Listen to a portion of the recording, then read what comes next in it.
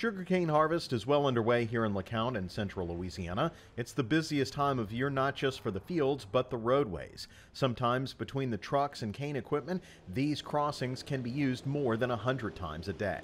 We can have up to 30 to 40 trucks a day across the railroad tracks, and then each of those trucks takes 3 to 3.5 carts per truck to fill. So you can get 120, 180 cart loads crossing the railroad tracks a day, plus the trucks. As busy and as difficult as harvest season can get, it can always get worse.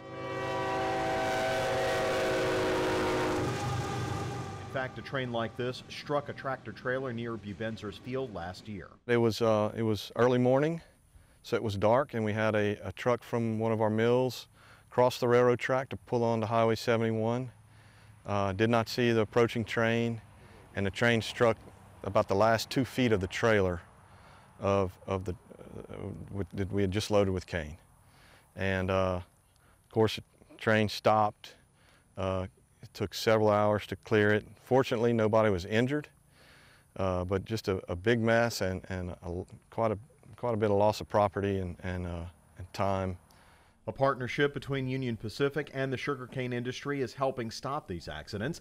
It all starts with these little blue signs. Now, at each crossing, we also do have a blue card on the crossing post, and there's an ENS number, Emergency Notification System number, that allows you to call if you're going to be operating within that crossing.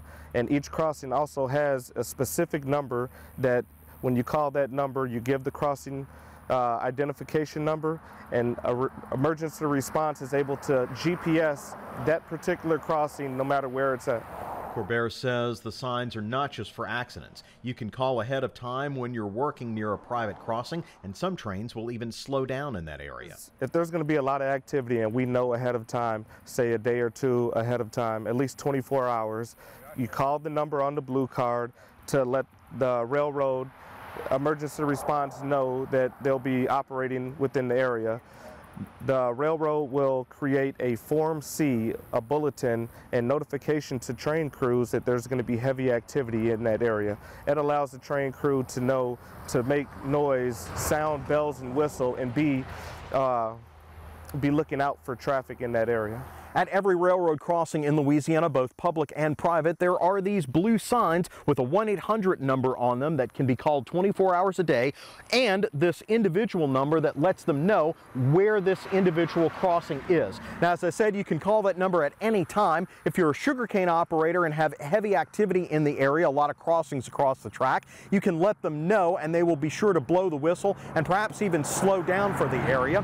Or if you're a private citizen that has an emergency on the track, at any given location, you can call them and they will stop the train to prevent the accident from being worse. These little blue signs can make the difference between life and death. Reporting for This Week in Louisiana Agriculture, I'm Neil Melancon.